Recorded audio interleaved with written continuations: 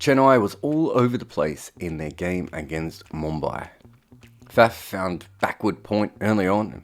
Moeen came in and slogged at one, was gone. Raidu got hurt with a short ball.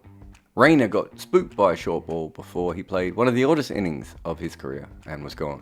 And then Dhoni picked out deep square leg off the last ball of the power play. Chennai had lost 4 batters, and let's be honest, probably 5 just in the power play alone. One of the most used stats in T20 is that when teams lose 3 wickets in the power play, they lose between 66 and 70% of the games, or something around there. This was a most in vogue stat in the early part of T20. My guess is the same stat probably plays out right across cricket, of course. If you lose 3 of your top 4 players to start the game, then you're already deep in the shit. Chennai obviously took this to another level by losing 4 with another batter to go off with a smashed up arm, so even worse for them.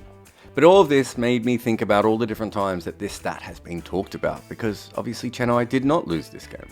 I want to go back to the time when I first started to notice it, which is around 2014. Here's a conversation between Freddie Wild, who literally wrote the book on the early part of T20 cricket, and Akash Chopra, who talks about it far better than he played it.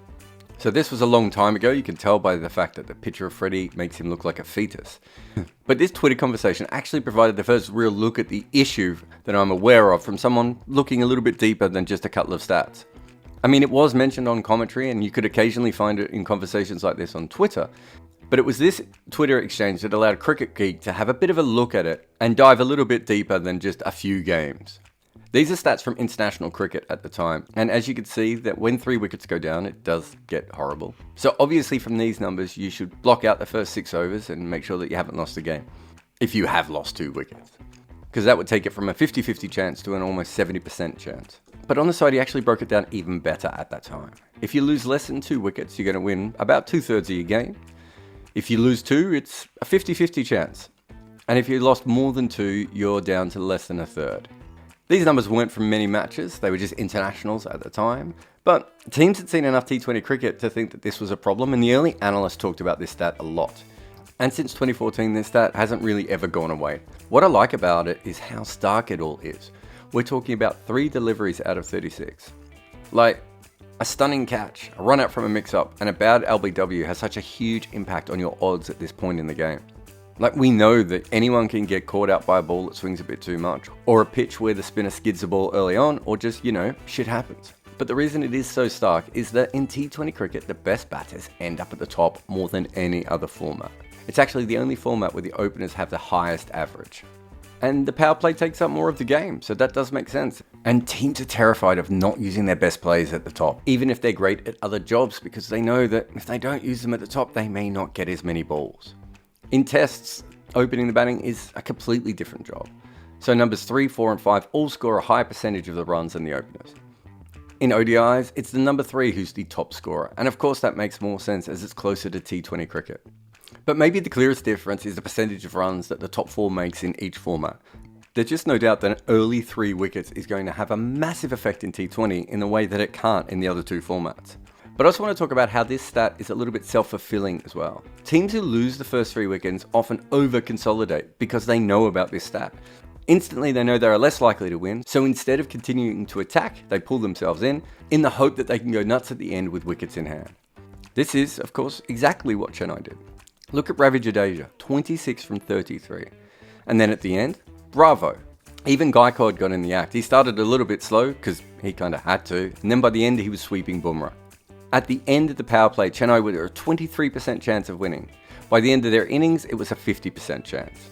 Now it's important to remember that Chennai have a longer batting lineup than most, and they'd also lost more wickets. They had to consolidate, and many teams have tried to do this and ended up with way under par scores. It doesn't always work, even if it did this time. Of course, the opposite is true too. Many teams actually attack more at this point, and sometimes that goes horribly wrong as well. Even if you can remember games where Andre Russell has come in and slapped it after a bunch of early wickets, again, it's not something that regularly works. And that's because there is nothing that can work if you've lost 3 of your 4 best batters. And of course you're more likely to lose if you've lost 3 of your best batters in the first 6 overs of a T20 game. It makes sense, it's an obvious thing. And the reason neither of these strategies particularly work is because it's very hard to catch up in a T20 game. T20 is a battle of two sets of resources, 10 wickets and 120 balls. If you continually score slowly in the middle, that's going to cause a problem. If you continually lose wickets in the middle, that's going to be a problem. So quite often the 3 wickets aren't the problem, it's the extreme reactions to them that causes it. And the power play is a confusing thing. Some teams have gone very rogue with it, like when Adelaide Strikers knocked the ball safely around in the power play and then let their set batters attack in the final 14 overs with wickets in hand. Of course, that tactic always works better if you have Rashid Khan in your team. And there are other teams in the power play who've gone all out attack, pinch hitters and just going for it, because they want to be the top scoring team in the power play. And guess what? Scoring more in the power play also wins you a large percentage of T20 matches. And all this reminds me of that great Shane Warne quote. Tee off, but not recklessly.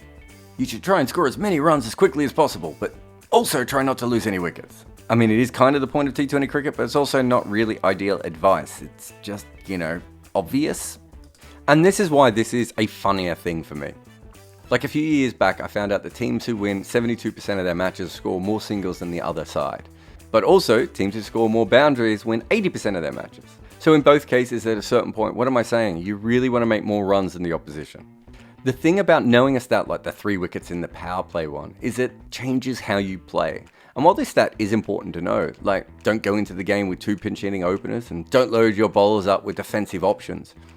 When you are batting and you have lost early wickets, who you are playing against, who the bowlers are next, what the ball is currently doing are all probably more important at that moment than that particular stat. Of course, from a maths standpoint, it all makes perfect sense. In T20, your top 3 account for 52% of the runs that your team makes, and the power play is 30% of the game. To lose 2 wickets and you're still in the game. To lose 3 wickets is, well, foolish. And when we talk about that, we're talking about literally one delivery that goes wrong. In fact, the only time you should lose 3 or more wickets in the power play is if your plan is to also dismiss the opposition for 3 wickets in the power play. So for Chennai in this game, I suppose, job done. But there's one thing worth remembering as well. If you lose around 66% of your matches when 3 wickets disappear in the power play, then you also win one of 3 games. So, there's that.